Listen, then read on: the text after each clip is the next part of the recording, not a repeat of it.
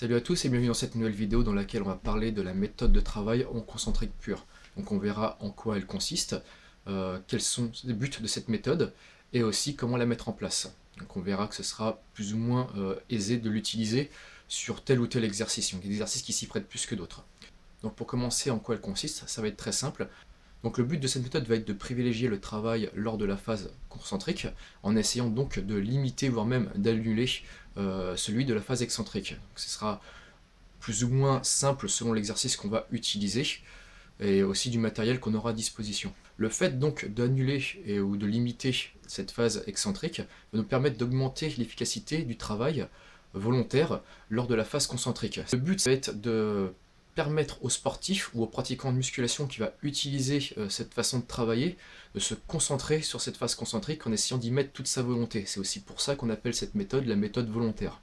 En travaillant de cette façon, on essaye donc de recruter le plus possible d'unités motrices de façon à améliorer le facteur nerveux, ce qui nous permettra d'améliorer les performances en force ou en puissance.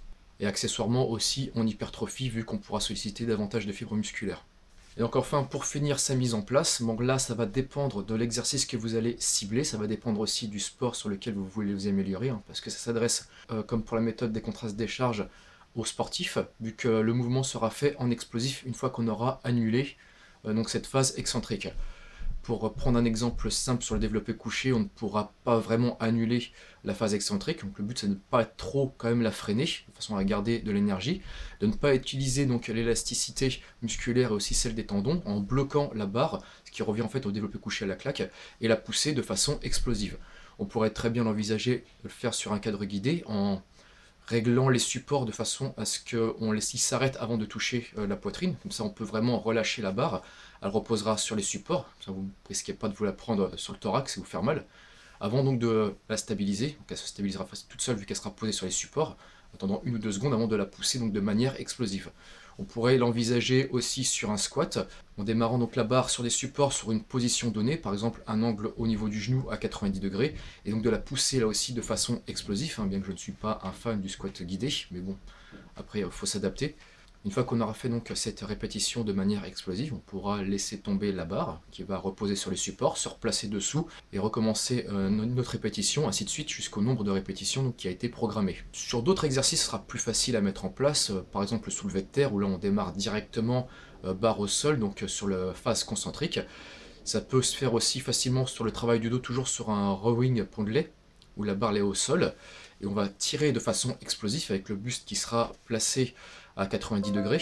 Donc là, c'est un exercice où il faudra faire attention si vous avez des soucis au niveau articulaire, sinon il faudra utiliser un support thoracique. Ça pourrait très bien se faire aussi donc, de cette façon, vous laissez poser donc, la barre au sol, vous allez tirer de façon explosive pour améliorer justement votre puissance, votre explosivité et aussi votre force. On peut aussi l'envisager sur des tractions en démarrant bras tendus, bien que là aussi je ne suis pas fan. Garder toujours le coude assez souple en fin de mouvement, de façon à ne pas trop tirer sur les articulations et les tendons. Pour aussi se faire de cette façon-là, si on veut adapter cette méthode sur les tractions, de rester en bas, coude très légèrement fléchi, et de tirer, donc essayer de monter de façon explosive. Pour donner quelques exercices à poids de corps, on pourrait donc l'envisager sur un squat jump, en fléchissant à 90 degrés, en attendant un petit peu, et en donnant donc une impulsion, en essayant de se propulser le plus haut possible, de façon à développer le plus de puissance possible. Autre exemple, les pompes, effectuer la phase excentrique, donc la descente sur les genoux, puis après de pousser de façon dynamique en se plaçant sur les pieds au préalable, soit en se propulsant une fois de plus pour des pompes claquées, soit sur des pompes classiques, faites plus ou moins en vitesse.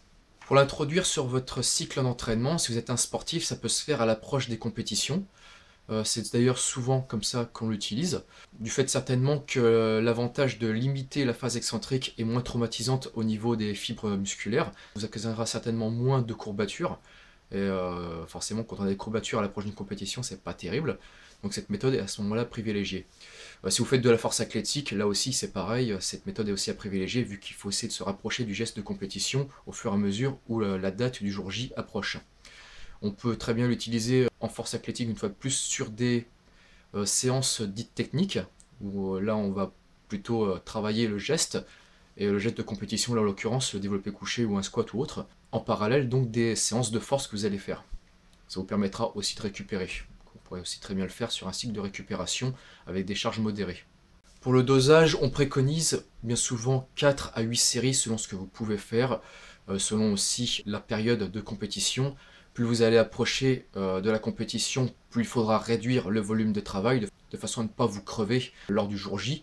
Vous n'allez plus gagner vraiment en performance à l'approche de la compétition. Le but là, ça va être de maintenir justement cette performance et d'être en bonne condition ce jour-là et de ne pas vous crever, sinon ça n'aura aucun intérêt. Donc diminuer au fur et à mesure le volume de travail quand vous approchez d'une compétition. Sinon, comme je le disais, le dosage est donc de 4 à 8 séries pour un nombre de répétitions de 6. Une fois de plus, on cherche la qualité de mouvement et l'explosivité. Si le mouvement commence à être freiné de par la charge, on sort un peu de l'objectif. Si après votre objectif est purement hypertrophie, parce qu'on a vu aussi qu'on pouvait éventuellement le faire dans ce but-là, pour essayer de solliciter le plus d'unités motrices et donc de plus de fibres musculaires possible. Donc là, vous pouvez par contre avoir un mouvement qui est un peu plus lent et utiliser des charges qui seront un peu plus lourdes. Dans le but de recherche de cette explosivité, je préconise plutôt des charges qui sont aux alentours de 60%. Si ce but est autre, vous pouvez monter jusqu'à 80%. Et voilà, donc ce sera tout pour cette vidéo. J'espère que ça vous aura plu. Je vous remercie d'avoir regardé et je vous dis à bientôt. Ciao!